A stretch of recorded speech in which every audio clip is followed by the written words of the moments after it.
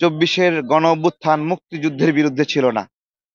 এমনটা না যে চব্বিশের যোদ্ধারা একাত্তরের যোদ্ধার কাছ থেকে দেশ ছিনায় এনেছে। তাদেরকে ফেসবুকে প্রচুর কমেন্ট শুনতে হচ্ছে,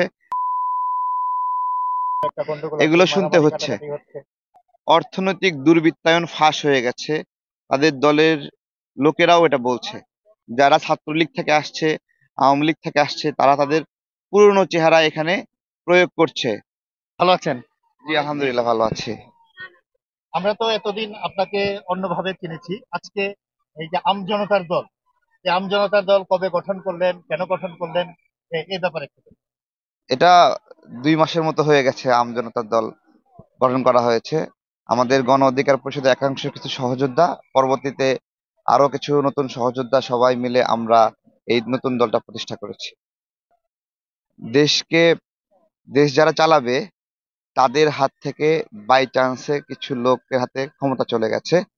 এটা গণ অভ্যুত্থানের পরবর্তী সময়ে হয়তোবা প্রয়োজন ছিল, কিন্তু এটা দীর্ঘ সময় প্রয়োজন নাই। এটাই আর কি, এটাই চক্রান্ত। এটা এটা অনেকটা সময় প্রয়োজন নাই। হয়তোবা ডক্টর ইউনূস স্যারকে অনেকে ভরসা করছে, আস্থা করছে, তার এখানে আস্থার আহ, সুযোগ আছে, কিন্তু সবার ক্ষেত্রে এই আস্থা প্রযোজ্য না। সবাইকে আমরা বিশ্বাস করি না। সবাই আমাদের সুরে কথা বলে না, দেশের মানুষের সুরে কথা বলে না। সবচেয়ে গুরুত্বপূর্ণ, রাজনীতিবিদদের সাথে একটা বোঝাপড়ার অনেক ঘাটতি রয়েছে। এই বোঝাপড়ার ঘাটতি দেশের ক্ষতি করছে। এটা দূর করে দেশ চালাতে হবে।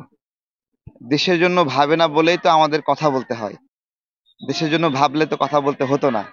যাদের সমালোচনা করি তাদেরকে নিয়ে আমি সহ আমরা সবাই স্বপ্ন দেখেছিলাম। স্বপ্নে আঘাত করলে আমরা তো আওয়াজ করবই, খুবই স্বাভাবিক বিষয়। মানুষ স্বপ্ন দেখেছিল লোভহীন একটা ব্যবস্থাপনা হবে, দুর্নীতিহীন ব্যবস্থাপনা হবে, কিন্তু নতুন ঠিকাদাররা সেই লোভ এবং দুর্নীতিকে কন্ট্রোল করতে পারেন নাই, নিজেরা দুর্নীতিতে ডুবে গেছেন। তো এখানে আমাদের আশার ব্যত্যয় ঘটেছে। একা তো সুবিধা পাচ্ছেই, বাকি যে দুজন আছে ওই দুজনও পদত্যাগ করে রাজনৈতিক ভাবে, তাদের যা কিছু সবকিছুই রাজনৈতিক। ক্ষমতার ভিতরে থেকে তাদের রাজনীতিকে পৃষ্ঠপোষকতা করা, তারা এটা করছে। আমরা চাই বা না চাই তারা এটা করবে, খুবই স্বাভাবিক বিষয়। কিন্তু এটা অনুচিত। এভাবে এভাবে হওয়া উচিত না। এভাবে হওয়া উচিত না, তারপরেও আমরা বা সবাই সমর্থন করত যদি তারা দুর্বৃত্তায়নে মানে না জড়িয়ে পড়তো। তারা এটা করছে খুব ভালোভাবে, লোভে লোভে ফাঁদে পড়েছে তারা।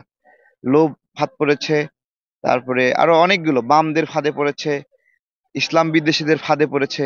এই সবকিছু মিলিয়ে এটা খুব বাজে। তাদেরকে ফেসবুকে প্রচুর কমেন্ট শুনতে হচ্ছে, গন্ডগোল হচ্ছে, এগুলো শুনতে মারামারি হচ্ছে। কাটাকাটি হচ্ছে। তো মানুষ তো এগুলো পছন্দ করে না।